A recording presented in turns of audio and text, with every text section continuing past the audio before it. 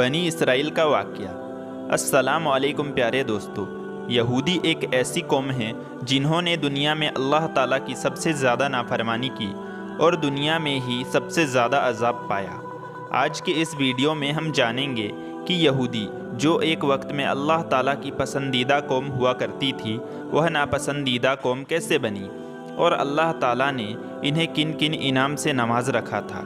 دوستو، یہود لفظ ہود سے نکلا ہے، جس کے لفظ معنی رجوع کرنا یا لوٹنا کے ہے۔ دراصل یہودی بنی اسرائیل قبیلے کا مذہبی نام ہے، جبکہ لفظ بنی اسرائیل یہودیوں کا قومی نام ہے۔ حضرت ابراہیم علیہ السلام کے 2 بیٹے تھے، ایک کا نام اسماعیل اور دوسرے کا نام اسحاق تھا۔ حضرت اسحاق کے بیٹے حضرت یعقوب علیہ السلام تھے، جنہیں اسرائیل کے نام سے بھی جانا جاتا تھا۔ یہی وجہ ہے کہ حضرت یعقوب علیہ السلام کی اولاد کو بنی اسرائیل کہا جاتا ہے۔ حضرت یعقوب علیہ السلام کے 12 بیٹے تھے، جن میں سے ایک کا نام یہودا تھا، اور انہی کی نسبت سے بنی اسرائیل کو یہودی بھی کہتے ہیں۔ یہودی ایک ایسی قوم ہے جو تاریخ میں ہمیشہ ذلیل، رسوا اور دربدر ہوتی رہی ہے، اور دنیا کے بے شمار ملک سے باری باری کر کے اس قوم کو جلیل کر کے نکالا جاتا رہا۔ قرآن مجید اور دنیا کی بہت سی مذہبی کتابوں میں یہودی قوم کے مکار و فریب اور ان کی نافرمانی کی داستان پڑھنے کو ملتی ہے۔ یہی وجہ ہے کہ اللہ تعالیٰ نے بھی اس قوم پر بے شمار لعنت فرمائی اور قیامت تک ذلیل اور رسوا کرنے کا فیصلہ کر لیا۔ مگر حیران کی بات تو یہ ہے کہ کئی ہزاروں سال پہلے یہ قوم اللہ تعالیٰ کی سب سے پسندیدہ قوم بھی ہوا کرتی تھی۔ انہیں اللہ تعالیٰ نے ایسے ایسے انعاموں سے نواز رکھا تھا جو نہ تو ان سے پہلے کسی کو عطا کیے گئے اور نہ ہی ان کے بعد۔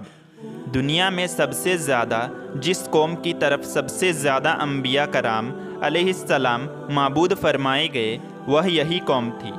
اللہ تعالیٰ نے ان کی طرف 70,000 انبیاء کرام بھیجے تھے۔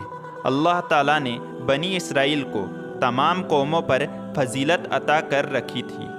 جب فرعون بنی اسرائیل کو اپنا غلام بنا کر ان پر ظلم و ستم کرنے لگا تو اللہ تعالیٰ نے موسیٰ علیہ السلام کی قیادت میں بنی اسرائیل کو فرعون سے نجات دلائی۔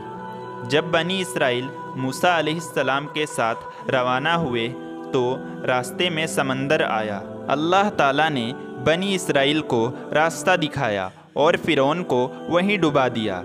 جب بنی اسرائیل سمندر پار کر کے صحرا میں آئے تو انہیں بھوک پیاس لگی۔ تب موسیٰ علیہ السلام نے اللہ سے دعا کی اور اللہ تعالیٰ نے ان کے لیے آسمان سے من و سلویٰ اتارا۔ یہ دودھ سے زیادہ سفید اور شہد سے زیادہ میٹھا تھا، اور اس کے کھانے سے ان کی بھوک پیاس دونوں ختم ہو جاتی۔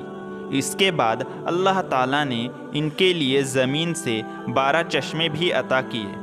جب یہ من و سلویٰ کھا کھا کر تھک گئے تو زمین سے ان کے لیے طرح طرح کے پھول اور اجناس پیدا کیے گئے۔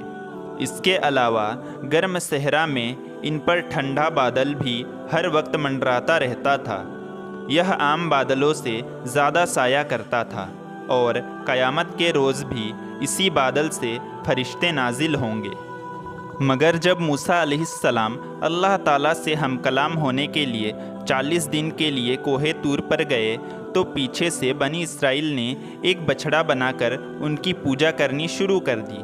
جب موسیٰ علیہ السلام واپس لوٹے تو توبہ نہ کرنے والوں کو موسیٰ علیہ السلام نے قتل کر دیا، جبکہ توبہ کرنے والوں کو اللہ نے معاف کر دیا۔ اس کے بعد بنی اسرائیل کے لوگ موسیٰ علیہ السلام سے مطالبہ کرنے لگے کہ جب تک ہم خود رب کو نہیں دیکھ لیتے ایمان نہیں لائیں گے۔ جب موسیٰ علیہ السلام انہیں اپنے ساتھ کوہ طور پر لے گئے اور اللہ تعالیٰ نے انہیں اپنی تجلی دکھائی تو وہ سب کے سب ہلاک ہو گئے۔ جس کے بعد موسیٰ علیہ السلام نے دعا کی تو انہیں معاف کر کے زندہ کر دیا گیا۔ اس کے بعد ان پر تورات جیسی کئی مقدس کتابیں نازل کی گئی، مگر انہوں نے اللہ کی نازل کردہ آیات کو بھی بدل ڈالا۔ یہ لوگ مقدس کتابوں کا مذاق اڑاتے اور ہر وقت حرام کاموں میں مشغول رہتے۔ یہودی وہ بدبخت قوم ہے جس نے بے شمار انبیاء کرام علیہ السلام کا قتل بھی کیا۔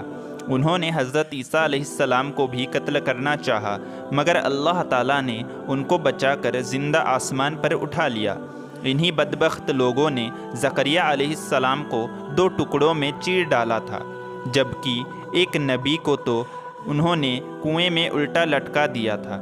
یاد رہے کہ حضرت عیسیٰ علیہ السلام کو معجزے کے طور پر بغیر باپ کے پیدا کیا گیا تھا۔ جب ان کی والدہ بی بی مریم علیہ السلام نے اپنے بیٹے کو جنم دیا تو یہ بدبخت لوگ پوچھنے لگے کہ تم نے بغیر شادی کے کیسے بیٹے کو جنم دے دیا؟ اس وقت حضرت مریم علیہ السلام نے اللہ کے حکم سے اپنے بیٹے عیسیٰ علیہ السلام کی طرف اشارہ کیا تو عیسیٰ علیہ السلام نے، جو ابھی صرف 2 ہی دن کے تھے، وہ گواہی دیتے ہوئے فرمانے لگے، میں اللہ کے حکم سے بغیر باپ کے پیدا ہوا ہوں۔ اللہ تعالیٰ نے مجھے نبوت بخش کر بے شمار معجزہ عطا فرمائے ہیں، مگر بنی اسرائیل پھر بھی مریم علیہ السلام پر بدکاری کا الزام لگانے لگے۔ جب اللہ تعالیٰ نے حضرت محمد صلی اللہ علیہ وسلم کو آخری نبی بنا کر بھیجا تو بنی اسرائیل ان کے بھی سخت دشمن بن گئے۔ انہیں نہ صرف غلط ناموں سے پکارتے بلکہ ان پر حملہ کرنے کی بھی کوشش کرتے رہتے، یہاں تک کہ آپ پر جادو بھی اسی غلیظ قوم نے کیا تھا۔ جب حضرت جبرائیل علیہ السلام اللہ کے حکم سے آپ پر وحی نازل کرتے تو ان لوگوں نے جبرائیل علیہ السلام کو بھی اپنا دشمن بنا لیا۔ یہودی ایک وقت میں اللہ تعالیٰ کی چہیتی قوم ہوا کرتی تھی، مگر انہوں نے بے شمار انعامات سمیٹنے کے باوجود اللہ تعالیٰ اور اس کے نازل کردہ نبیوں کی نافرمانی کی، اور تب سے قوم اس وقت سے لے کر قیامت تک اللہ تعالیٰ کی ناپسندیدہ قوم کہلائی جانے لگی۔ جہاں دنیا بھر کے لوگ اس بدبخت قوم پر لعنت بھیجتے ہیں، وہی اللہ تعالیٰ نے بھی اس قوم پر لعنت بھیج کر انہیں دنیا و آخرت میں ذلیل اور رسوا اور دربدر کر رکھا ہے۔